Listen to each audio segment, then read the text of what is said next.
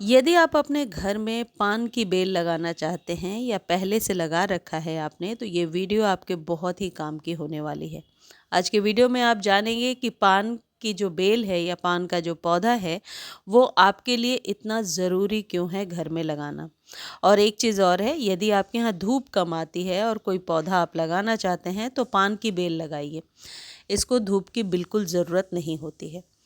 वैसे तो पान की बेल की खेती होती है क्योंकि पान खाया जाता है और ये गुणों से भरपूर होता है। पान के पत्ते के कई किस्म होते हैं, 200 से भी ज़्यादा किस्में हैं।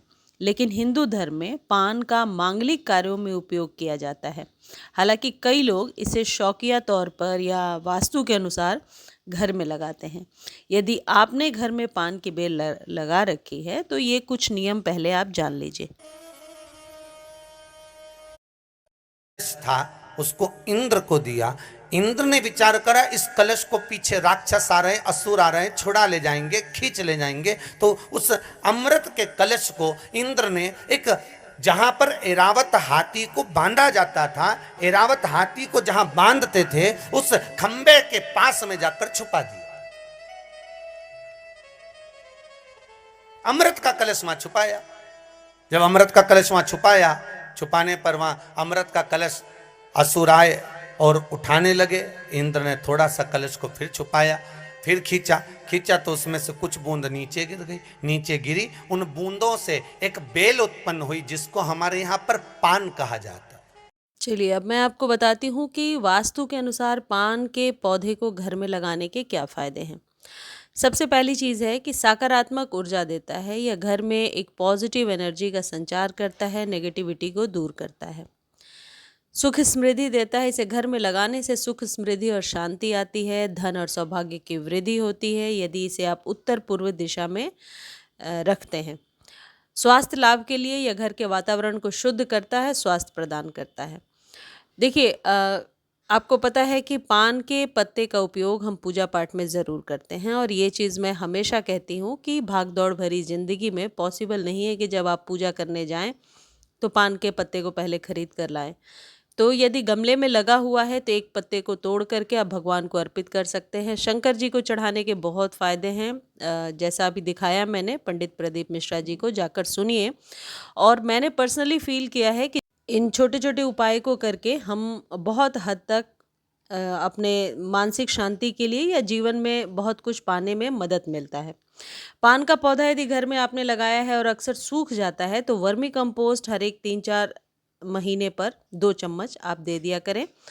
पानी हमेशा इस बात का ध्यान रखते हुए दें कि गमले में पानी इकट्ठा ना हो, नहीं तो जड़ें सड़ने लगती हैं। लेकिन पत्तों को वॉश करते रहें। पान की दुकान पे आपने देखा होगा, जो पान वाले भैया होते हैं वो पान के पत्तों पर छिड़कते रहते हैं पानी। तो पत्ते ना सूखें, इस बात का विशेष ध्यान रखें। और एक चीज़ और है कि पान का पौधा घर में लगाने के और भी जो अनेक फ़ायदे हैं, वो पहले मैं आपको बताती हूँ। सकारात्मक ऊर्जा और वातावरण की शुद्धि तो होती है, लेकिन ऑक्सीजन का उत्पाद भी बढ़ता है। यह प्रकाश संश्लेषण के माध्यम से ऑक्सीजन के उत्पादन को बढ़ाता है, जिससे घर के भीतर की हवा की गुणवत्ता में सुधार आता है। कीट पतंगों से बचाव करता है। पान के पत्तों की गंध मच्छरों और अन्य कीड़ों को दूर रखता है। इसकी हल्की और मीठी सुगंध घर को एक सुखद और ताजी महक देता है। पान का पत्ता पूजा पाठ में इस्तेमाल होता है, इसलिए इसे घर में लगाने से धार्मिक दृष्टि से भी अच्छा रहता है। अब मैं आपको कुछ नियम बता रही हूँ। आप ये नियम क्रॉस चेक कर सकते हैं, गूगल वगैरह पे सर्च कर सकते हैं। मैंने भी ये जानकारी आपको कहीं से पढ़कर हासिल करके ही दिया है। देखिए, पूजा पाठ में, रोज़ के पूजा पाठ में भी आप अपने पान के पत्ते का उपयोग कर सकते हैं। जैसे हनुमान जी को यदि चढ़ाना है, तो हनुमान जी को पान का बीड़ा चढ़ाना शुभ माना जाता है, क्योंकि यह उनकी पूजा में इस्तेमाल होने वाली पवित्र चीज़ों में से एक है। इससे घर में तरक्की और खुशहाली आती है, और ये आप हर एक मंगलवार को ज़रूर कीजिए।